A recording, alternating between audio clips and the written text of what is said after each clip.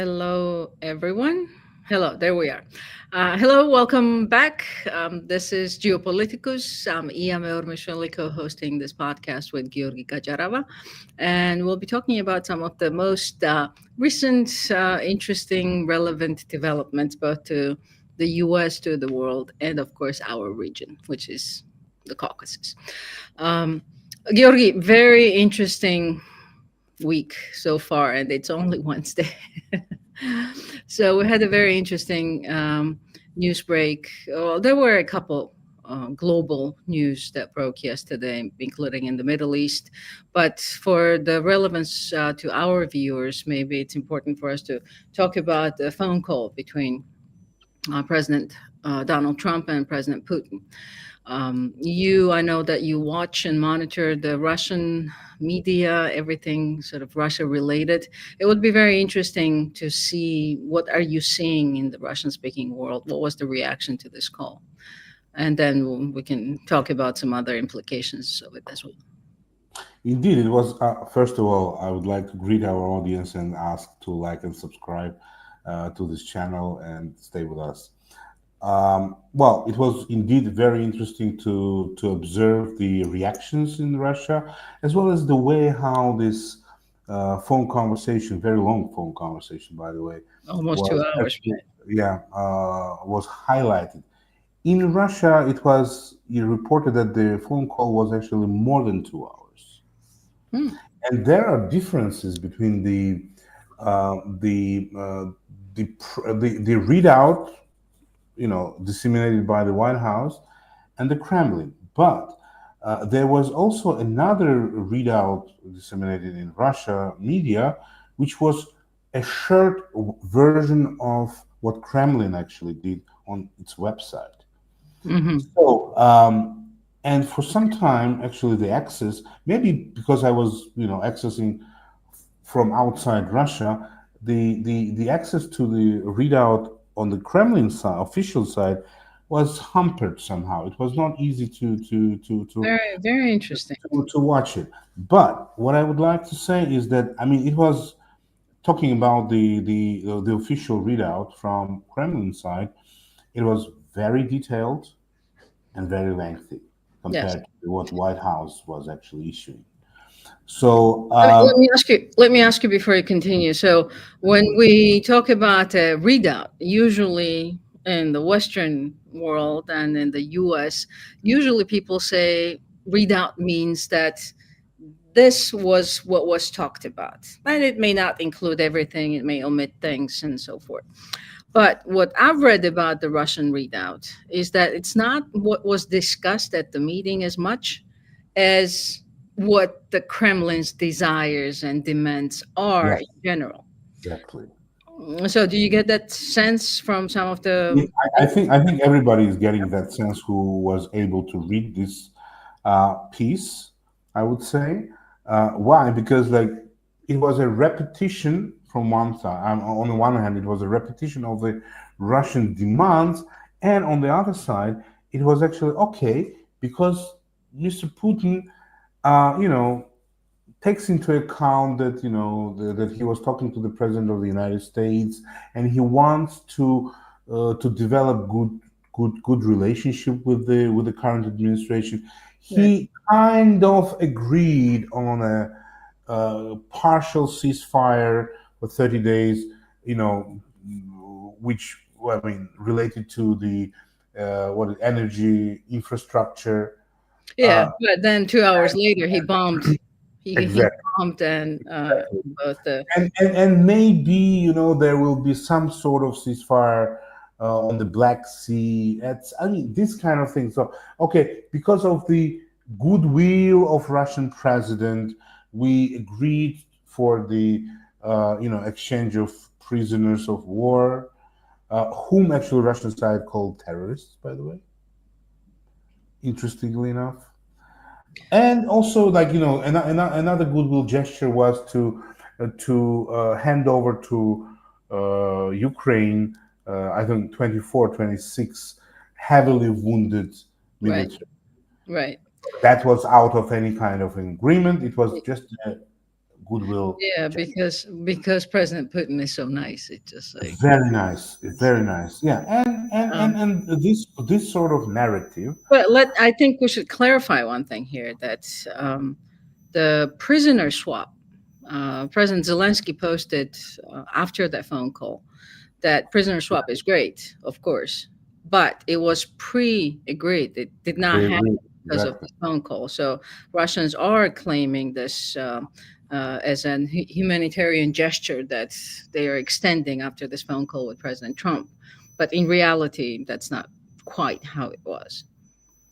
Exactly. That's another side of the coin, and we also should talk about it because President Zelensky had a very interesting reaction on this conversation, on the phone conversation between President Trump and Putin.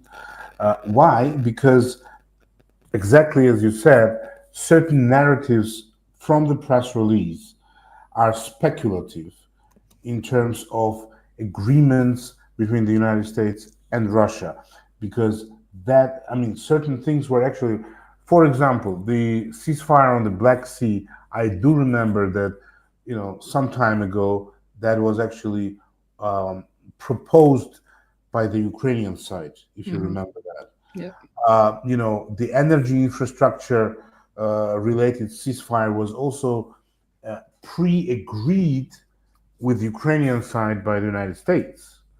So that was actually the part of bilateral talks between the United States and Ukraine. Yep. All and on top of that, after literally a couple of hours, talking over the phone with President Trump, President Putin ordered a massive, actually, strike of infrastructure in Ukraine from the Russian side. So I think, on the one hand, Kremlin tries to show that we respect the administration of the United States, but at the same time, we're strong enough to do whatever we want. Yep. So, and in this kind of situation, I think they are creating an environment where the full scale negotiation on a full scale, let's say, resolution of war or Ukraine issue in general will become impossible at some point in time. And why I'm saying that? Because President Trump, as any democratically elected leader in the Western world, has a limited timeline of his term, right? And Putin, in this case, has unlimited timeline because he is not going to step down in 2, 4, or 5 years. He is there as long as he is alive, and we Yeah, know the that. assumption is that he's going to stay there until 2036, right? Exactly. Yeah. So what is my opinion about it is that the way of approaching the issue from the Russian side is uh, absolutely different.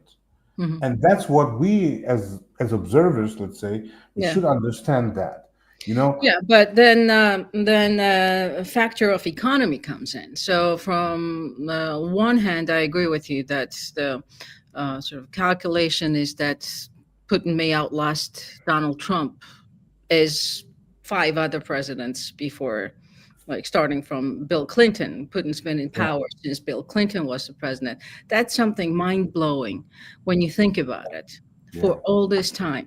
So on the one hand, as a leader of a country, he may outlast Donald Trump because he seems to be in good health and fairly um, seems to be controlling the power vertical fairly well.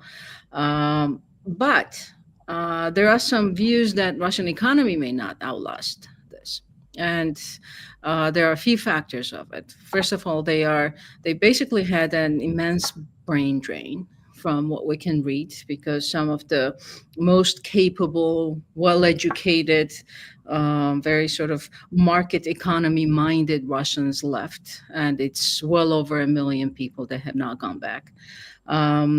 We are talking about some of the industries that left Russia as well. Some 1,200 firms that were basically driving or were a major factor of the Russian economy, bringing in Western expertise, whatever capabilities.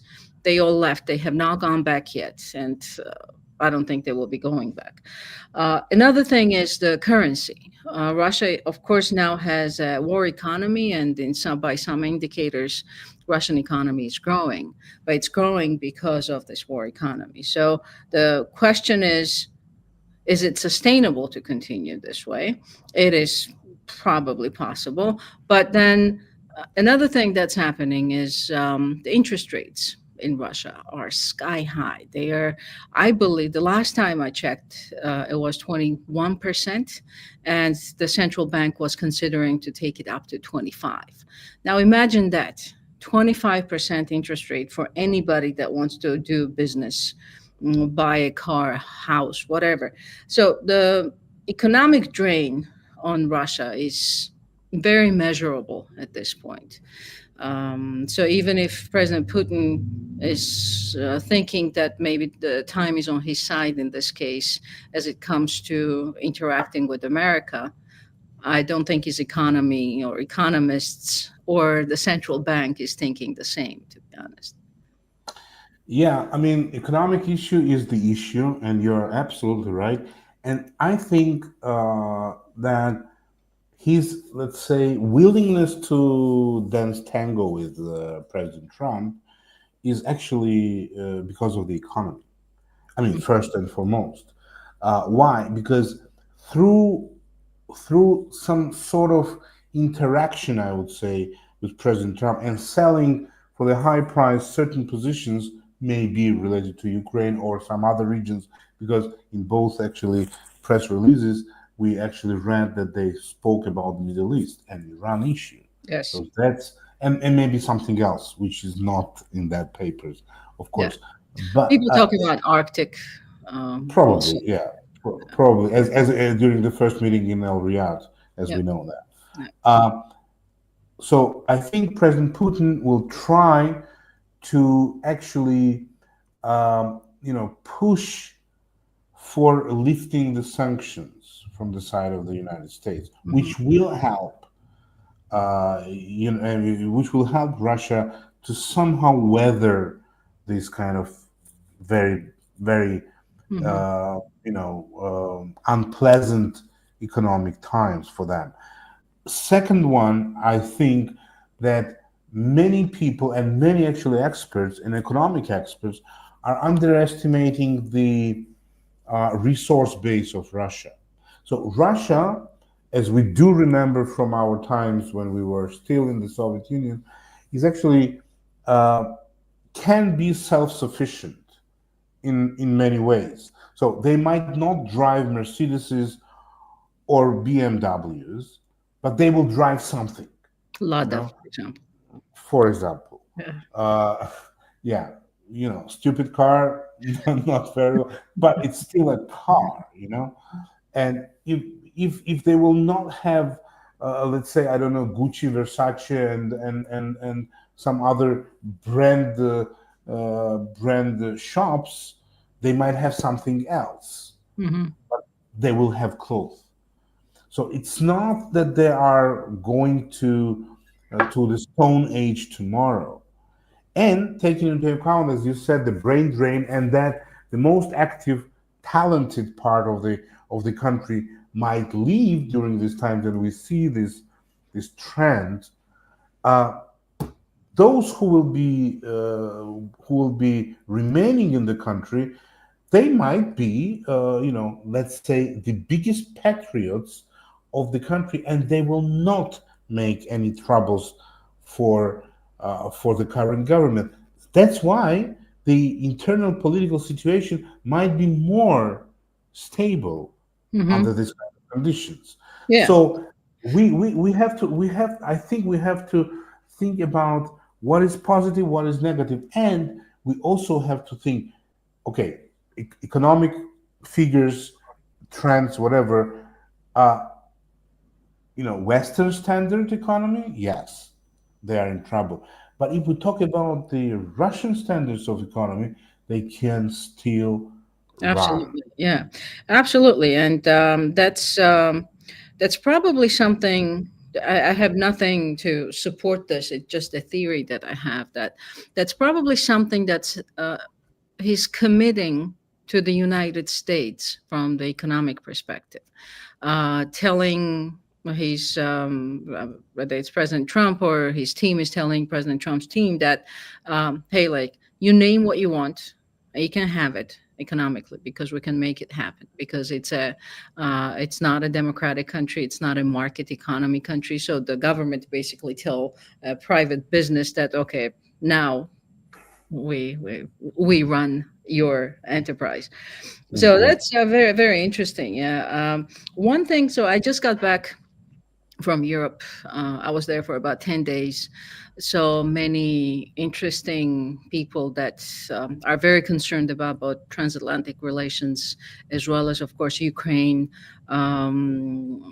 U.S. European relations. And this your comment about sanctions and potentially lifting some sanctions on Russia from the U.S. side is a major concern with some of the Europeans. In Italy, for example, I had a conversation um, during which basically the experts were saying that if that were to happen and President Trump, if he would lift certain sanctions over Russia, that will split the Europeans because economically nobody wants sanctions really, and if especially if the lifting of the sanctions is related to the energy sector somehow, then Europeans would be very tempted and very divided on how to proceed or pursue future economic relations with Russia. So it's very interesting. Um, it's not one dimensional. This has so many different implications, lifting the sanctions on Russia.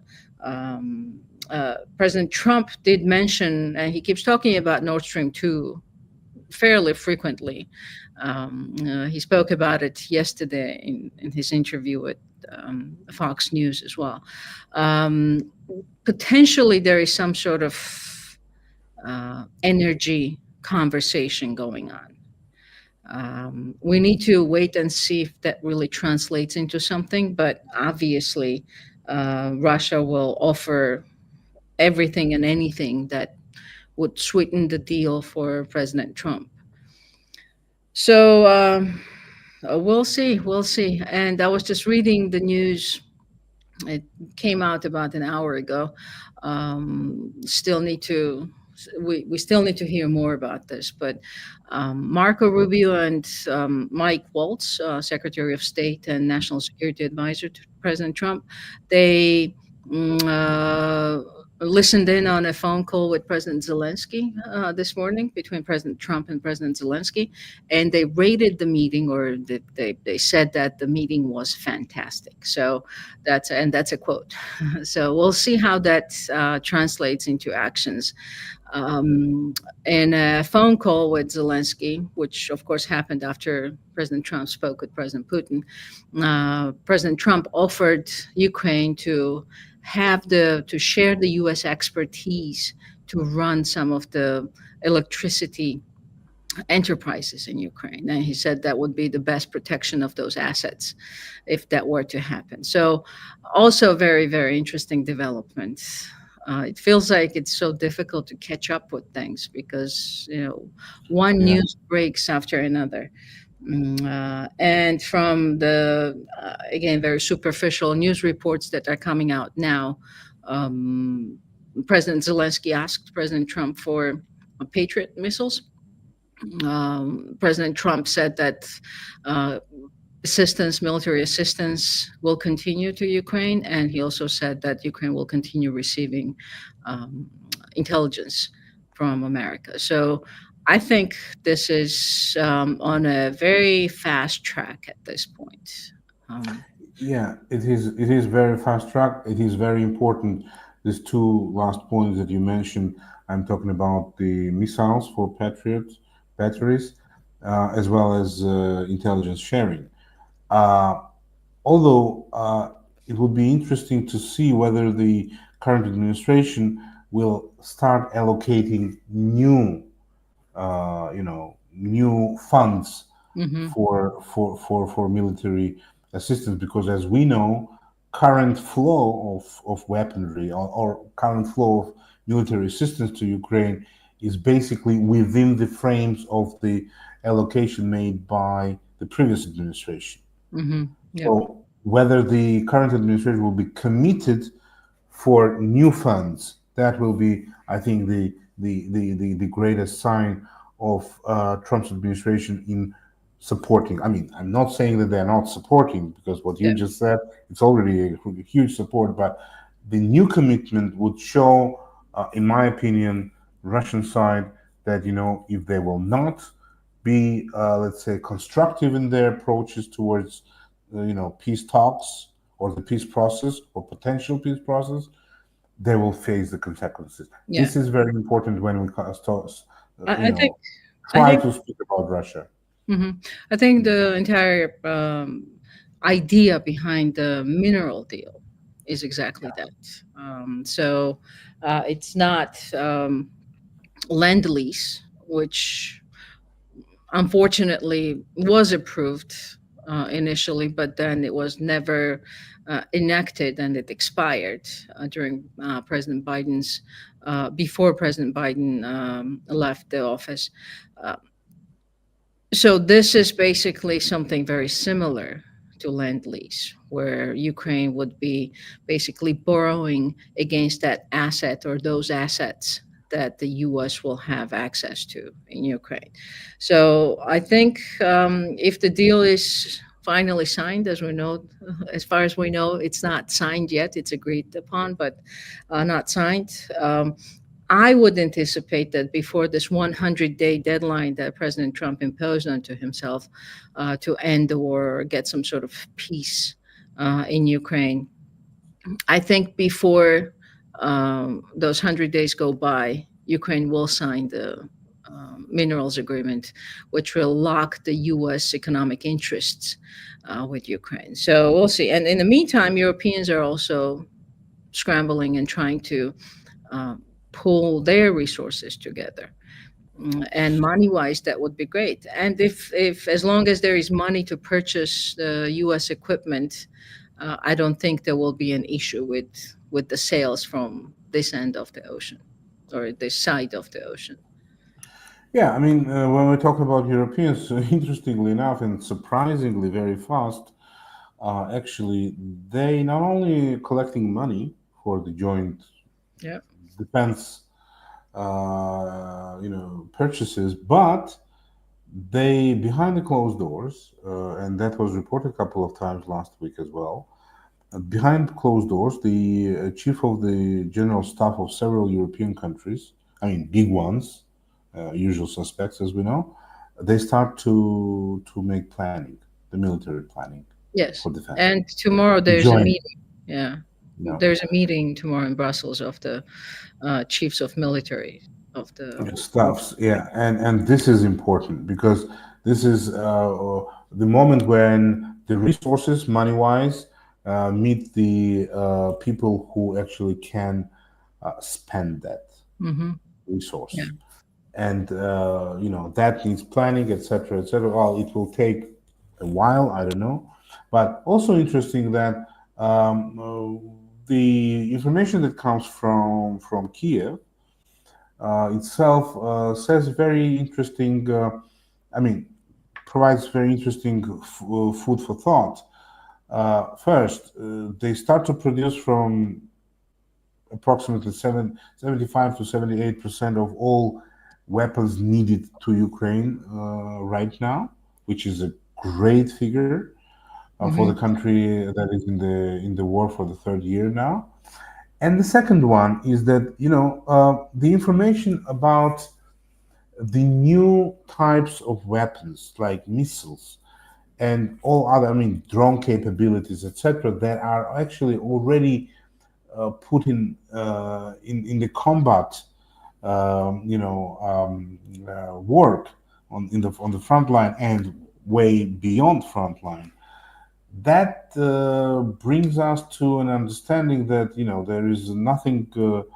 Uh, there's nothing that Ukraine will actually give up to you to Russia in negotiations or in the battlefield. Yeah. So they're willing to fight, and the country is preparing for the future, confrontation, military confrontation with Russia, and the people are staying strong. That's why I think in the press release, and this comes to my mind right now to mention it here, the Kremlin mentions that they spoke to President. I mean, Putin spoke to President Trump, about preventing Ukraine to draft people into the army. Hmm. And there was actually, reply, our response from Ukrainian side that, two presidents of different countries cannot decide on the draft to Ukrainian National Defense Forces. Yes, It's, of course. it's a, And then President Trump, President Zelensky also commented something basically similar to that, made a larger overarching point that uh, if Russia does not want peace, Russia just wants to take over Ukraine.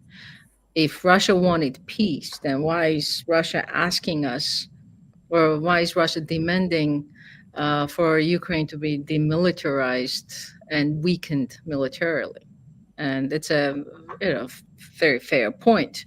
If you want peace, why do you want to weaken your enemy unless you're taking unless you want to retake them basically? And I thought it was good um, sort of position from the Ukrainian president to come out and say it that it's all ah, mirrors As Russia. a, as a Georgian, I can actually recall two moments from our recent history.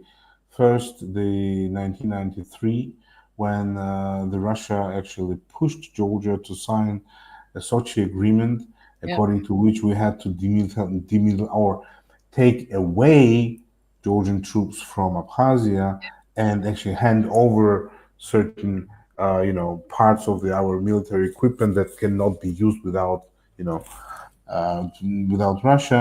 And after 2 months, we lost it. This was one. And the second was actually when basically in 2008, when negotiations started, and it was led by French. Um, and the first drafts of the agreement were total. I mean, I know that you spoke to Ambassador Bryza, whom I know for quite a long time, and he spoke about that as well.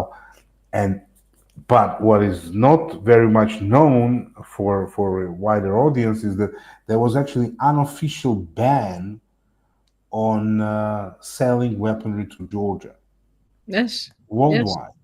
It was international, and that was because of the pressure from the Russian side, which was agreed by some Western partners of Georgia at that time, including the United States.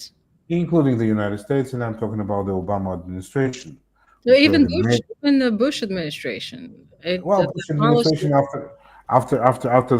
after the war with in 2008 stayed in the office for a couple more months. But it was mainly the Obama administration that actually, because that fitted the reset policy that was announced in the very beginning of Obama administration by Secretary Clinton. I mean, there are many things that can actually remind us similar situations. And when it comes to Russia, and when I hear that they want demilitarize this and demilitarize that, they want neutral status of this or that country, that always reminds me our Yeah, bitter bitter moments in our recent yeah. history, that this is the way how to basically disarm the opponent, and then Weaken it. with a weaken Yeah. and disarm, weaken, and then conquer. Yes, absolutely. Like there is no evidence or there are no strong arguments that I've heard that Russia has changed its initial goals in Ukraine. Russia still wants No, to accomplish the same exact mission in Ukraine that it did 3 years ago. Over we have two 3 years. evidences now for the last week for that. First, the press conference of Mr. Putin, recent one, Mhm. and the readout that we just spoke about from the very beginning of our program, Yeah. where actually it's step by step, point by point, the Russian Federation and President Putin himself states exactly similar demands that he had on the 21st of February in 2022, or likewise in the December, I would say, you know, 2021. Yeah. docu- the document that I Yeah. don't know how to call it.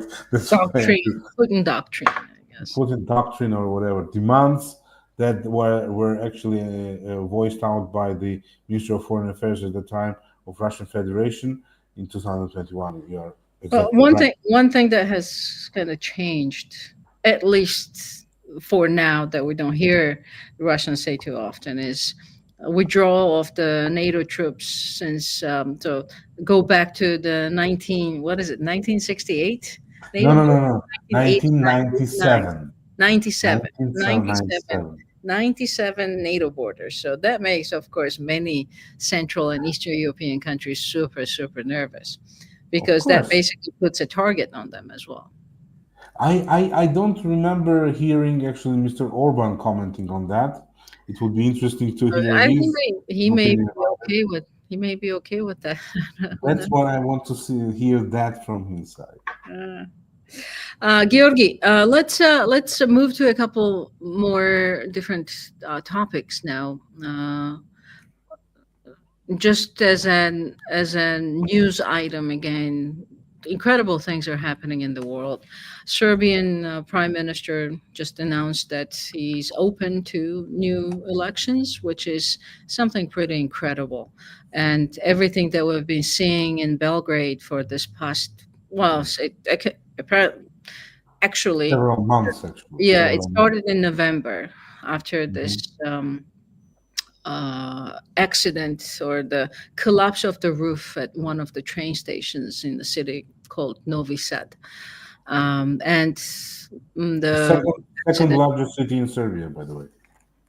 uh, and the accident was associated or connected with corruption, with negligence of the construction company and the maintenance of the station. So that prompted the demonstrations in November, early November. And then they continued for a long time, but then they were on and off. But recently, we basically saw what's the Serbian population? Is it 9 million or something in that range? It's about 8 million. 8 million people. So out of 8 million people, almost a million people were in the streets in the past few days, which is incredible. So we'll see where Serbia goes. If Vucic really calls new elections, he did say maybe he just wanted to sort of reduce the pressure and buy some time. Who knows? But very, very interesting. And the second thing that I think your knowledge of this issue would be super beneficial, even for me to hear, is Armenia-Azerbaijan peace deal. We heard in the last week, we heard that the sides agreed that they would sign the agreement, or they agreed that there is an agreement about the agreement. So it has not been signed yet, but at least some of those two or three major points of disagreement were resolved in the latest negotiations. Yeah. So tell us what's going on about that. What Okay. were those things that they could not agree on, and what changed? Okay. First, I would start with Serbia because this is a region where I spent almost 8 years of my career. And I actually participated in facilitation. Let's say this is official um, wording, facilitation of the elections. Uh-huh. of Serbian presidential and parliamentary elections many, many times as an OSCE official, by the way. So, yeah, Vucic, it's a very interesting character, I would say, in the European politics, who emerged as a minister of information during the Milosevic time. So Hmm. he knows how to deal with media. That's why the first thing that he made when he came to the power, and just 2 minutes of prehistory, how they made it to the point that we are seeing now. Um, and he was actually able to start controlling the media and then the main economic activities in the country. So his party SNS actually grabbed the power politically, then they actually extended to the media, and then they basically consolidated the power by controlling the economic activities in the country. And they did it very successfully. At the same time, they were sidelining the opposition, so opposition became basically marginalized. Hmm. So the opposition forces that are now present in Serbia, they're not strong. They're quite opposite. They're very weak. What we're seeing now is the popular protest against whatever is related to the current, Vucic's government, because he's staying in the government from 2014 as a prime minister, and from 2017 he's already a president. So it's quite a long time. He's long-serving leader of the country, which is Hmm. not very natural in the democratic environment, as you know. Um, so what we're seeing, as I said, we are seeing the popular protest. Why this protest started like in March this year? Okay, you mentioned about the collapse of the roof in the newly built railway station in Novi Sad. That was another issue, but now, because Vucic actually announced that he is kind of thinking about the let's say early presidential Hmm. elections, and we have to understand, for from my experience of many many years working in that region, I never seen timely parliamentary or presidential elections in Serbia. They are always uh, pre-planned before the constitutional term ends for the Hmm. tenure of president or the parliament. Why? Because it is easier for a party in the power to mobilize resources for the election campaign.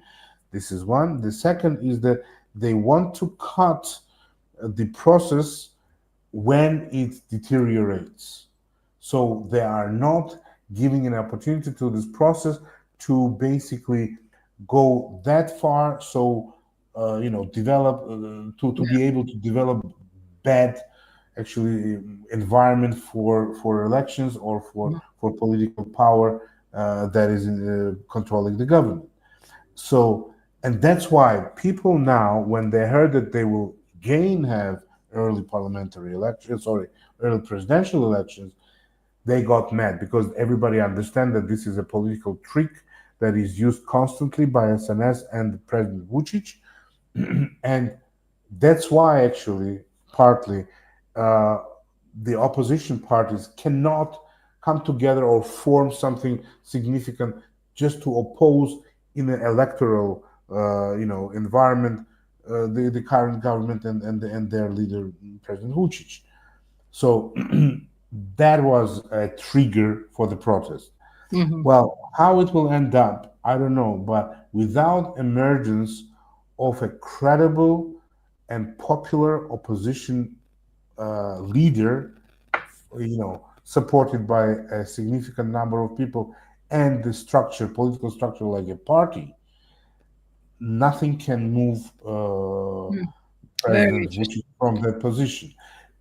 And I would say that compared to Hungary, where we have a new person, a young, very energetic Peter Magyar, Hmm. who actually 1 year ago he entered politics with a new, very unknown political party, TISA, I thought he was with Fidesz before that. Before that, he was actually Okay. ally Yeah. of Orban, but then they split, and he entered politics as an opposition Right. politician with this party TISA, which actually last year, very unexpectedly in the elections to the European Parliament, got 30% Yes. of votes, which is a huge step ahead. And they also had the rally in Budapest last week on the 15th Yes. of March. And I would suggest everybody to observe the future developments related to the political situation in Hungary that maybe, hopefully, maybe, the TISA party and its leader, Peter Magyar, will be able to actually confront Mr. Orban Mm, and his party. But what is interesting, Orban, being a political animal, and he is, as we know, he starts to sense it, and he is actually putting some pressure on media, on non-governmental organizations, on external, meaning foreign funding. Of course, George Soros was also yeah, it's a mentioned long time. Long as time. yes, It's just yeah. they have a long love story. I know that. Right. So, and these processes in Central Europe, because I think Serbia, being also a Balkan country, but it's also more and more becoming a Central European country Mhm. and bordering the region itself. So I think these two spots are the spots to watch in the coming month, Mhm. because some sort of developments are expected there. Yes, and Now, Hungary has an election coming up as well, right? yes, next year Yes. in 2026. That's why I'm saying we Yeah. should watch that part of the world very closely. Hmm. So Armenia Azerbaijan peace deal, very interesting. Uh, as we know, according to the Ministry of Foreign Affairs of Azerbaijan, they received the diplomatic, I mean, information from, I mean, through diplomatic channels from Armenia about agreement on signing the agreement, as you said. There were 2 points in 17-point peace deal that were still under the discussion between the two parties, and that was first, um, uh, non-deployment of the third party uh, along the borders of two countries. That actually concerned the EU monitoring mission in Armenia, as we know. That was both demands of Azerbaijan, by the way. And the second was actually to stop all sorts of, legal disputes in the international courts from both sides.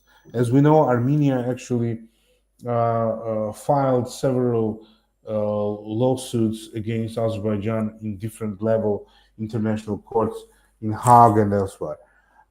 So Armenia basically agreed to this wording of these points, basically meaning that they are very close to sign the agreement. So now, where the agreement will be Let's signed, bring under in. what conditions, I don't Sorry know. to interrupt you, Guy. Sorry to Yes, please. interrupt you, but Yes, please. hold that thought. But about some of the legal issues and especially related to genocide, Armenian genocide by Turkey. I think Turkey is also playing a role in this, obviously.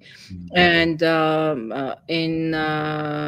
Pashinyan just very recently said that recognizing or pursuing the issue of genocide is not something that Armenia is pursuing at this point, which is groundbreaking, really, in Armenia-Turkish relations. And of course, it's connected with negotiating with Azerbaijan on the peace deal as well. Yes. Yes, that's true. Yeah, but I don't think that this decision of Armenia to agree on these 2 points, last 2 points, is related to anything connected to Turkey at this point, because I think why this happened. This is my own opinion and analysis. First, I think Armenia tried to, you know, to basically work with Europeans, with the United States on these issues, and with the change of administration in the United States, we know that, this golden age for Armenian, let's say, influence in Washington has ended. Well, with the great gift of this not agreement but charter that was signed by the Biden administration, and there is no way forward in this regards that United States will sideline with Armenia in this dispute between Armenia and Azerbaijan. This is one. The second is Europe, as you know, as we all know, is now busy with some other things that are related to its own defense and political No, this consolidation is this is between the countries. And Russia is not as much trusted as it was before from the by the Armenian Armenians. side Yeah, by the Armenians. Exactly. yeah. So they already made some steps to freeze their participation in Russia-led regional organization, as we know, and therefore I think this was one reason, but the second reason was also that Armenia badly needs to stabilize its place in international relations system in general and in the region. They need to find their own way of dealing with the regional issues, and therefore this issue, I think the signature of this document is basically the main hampering factor for Armenia, and they start to understand that. That's why they want to sign it as a signed and sealed document that might in the future guarantee peace Hmm. that is badly needed for this country. So Yeah, I think and these are also, the two reasons for yeah, this decision.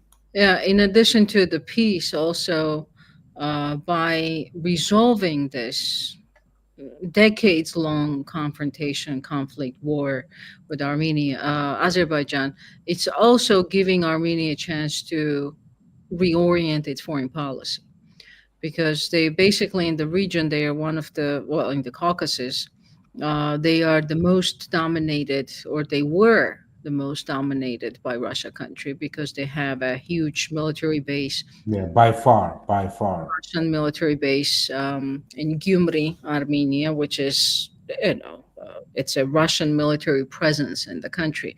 Yeah, So you and cannot Erebuni over, Air Base as well. right, you cannot over exaggerate the influence and impact of that on the country. Yeah, So yeah. One more important thing that still today, the border between Armenia and Turkey is controlled by Russian yeah, uh, that's FSB. What is it? Border troops. yeah, yeah, that's to this day. So Really? signing this agreement with Azerbaijan obviously will give Armenia more freedom. It will be, of course, very difficult conversation to be had with the Russians about, would you please take your troops out of my country now? But other countries did it. Georgia did it. So I'm pretty sure that Armenia would be able to. Mm, That's the difficult point because they still have a legally binding agreement until 2044, mhm. and God knows what might happen until 2044 in Armenia, in region, and related to Russia. What happens if they? So What happens if the agreement is terminated before that? Russia does not adhere to any of the agreements that it signs. Look at Georgia. yeah, It's because they have brutal force to break it. yeah, So if they face the same brutal force, they will keep it. yeah. That's the simple formula, unfortunately. But you're right that Armenia is actually at the moment is much more vulnerable, and with this agreement, the level of vulnerability will drop significantly. And on top of what you just said, economically, Armenia might gain first first the access to Turkish market and also be Right. integrated in the regional projects. So Yeah. that's the future prospect for after the signing of this agreement. Hmm. Do you have any? Is there any conversation about when it might be signed? Any No, timeline? No. Yeah. no, not yet, as far as Yeah. I know. Yeah. And one last point is that maybe there is not much to talk about it, but I thought it was very interesting that Steve Witkoff, after his trip to Moscow and meeting with President Putin, he flew to Azerbaijan directly from Moscow and had some really high level meetings, or at least a very high level meeting. So very interesting. If you know anything about that, it would be great to hear. But I did not Mm, really see much of. no, it was not. It was not officially reported, Uh, and as I prefer not to speak rumors in our what is it program, I would leave it to us, yes, not to the but audience. it's confirmed that he actually flew, so it's Yes, not a rumor. It's no, no, flew he's to. confirmed, and I kind of confirm also that we had a high level meeting. That's Hmm. true. Yeah. Although it was called like a technical stopover Hmm. or something like that. Yes. Yes. Of course. Yeah. Okay, very good. Well, thank you very much, Georgi. Thank you. Interesting as Thank you. always. I would like to thank everybody who is watching us, who will watch us later. Do join, subscribe to this channel. I think you will get some information here that you would not be otherwise getting elsewhere. So, thank you very much for watching. Yes, join us. We are unique. Yes. Goodbye.